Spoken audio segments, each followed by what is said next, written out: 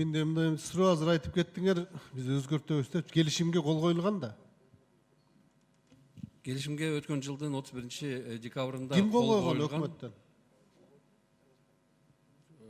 Премьер-министр тарабынан дайындалган, финансы министри кол коюлган, финансы министри тарабынан. Финансы министри силер өзгөртө аласыңарбы шарттарын айткылачы? Кол коюлгандан кийин, ратификация болгондон кийин.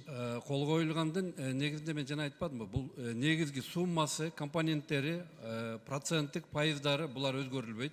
Ошонун ичинде кылып аткан иштерди ошол Азия банкы, өнүктүрүү банкынын өкүлдөрү менен ошо бенефициар аткаруучу министрлик карап жанакы майнаптуулугун жогортуп чечишсе болот. Суу чарба департаменти 16,8 миллион доллар грант депсиңер да. 4 миллион доллар жана консультацион услуги деп атат. Семинар, тиги бу депчи. Ошону өзгөртө аласыңарбы? Алазымыш, биринчиден бул жерде биз айтып коюш керек, мына проектирование кыла, мына 23 миллион сомдук ирригациялык унутурхоз, мешхозду алганда 23 миллиондук ирригациялык объектини курат экенбиз. Ошонун проектный сметный документациясы эле почти 700-800 миң доллар болот экен. Анан кийин бул 6 жыл долбоор иштейт. 6 жыл долбоор иштейт. 6 жыл долбоордогу проекттин эмеси болот. Андан тышкары бул долбоордо ушу жана мынагы бул жанагы дыйкандарга колдоо иретинде жардамдар да бар. Курулуш иштеринен башка жардамдар да бар. То есть кандай жардамдар бар?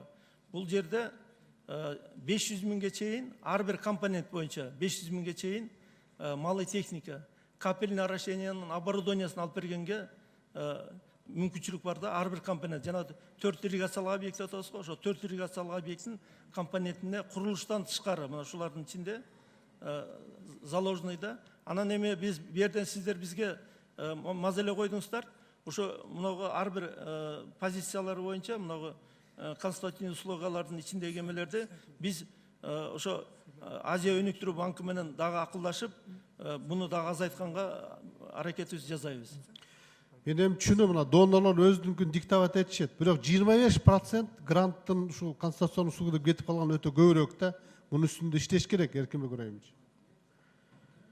Анан экинчи суроо мына биринчи тиркемеңерде турат Б пунктчасындачы. Ирригациялык системанын менеджменттин өркүндөтүүгө деп атайын акча каралат деп. Канча акча каралып атат ошого?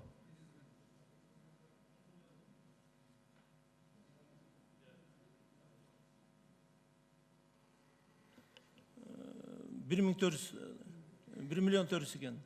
1 миллион 400. 1,5 миллион, э?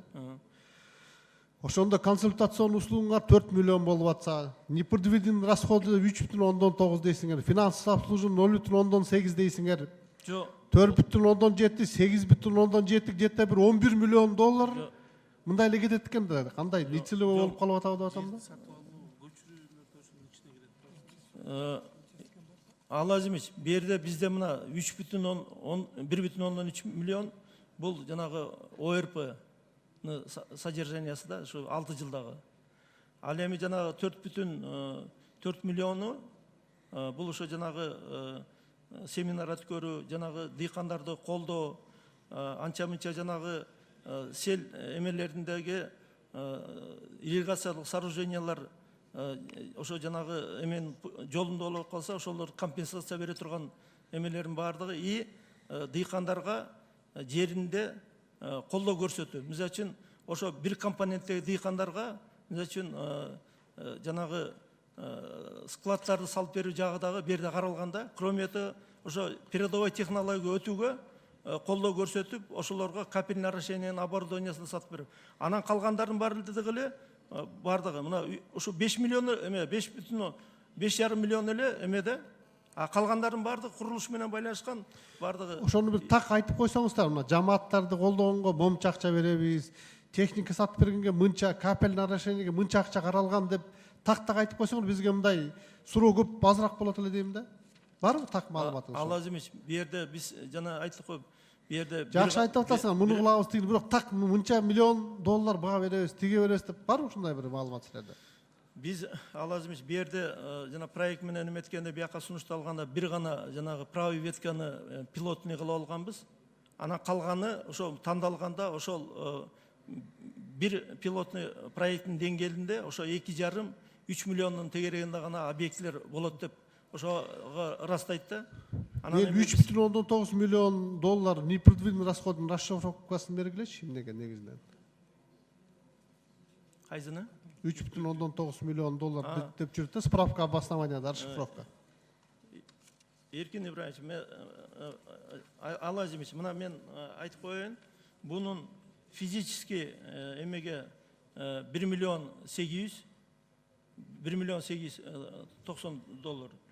И ценовой непредвиденные расходы 2 миллион. Жалпы жонуна 3 миллион 890. Буларды бул позициялардагы эгерде колдонулбай кала турган болсо, кийин ошол мынага бизде сунушталган 6 ирригациялык объекттин ичинен Ожидаемый экономия канча болот? Барбы? Эсеп барбы мындай өзүңөрдө?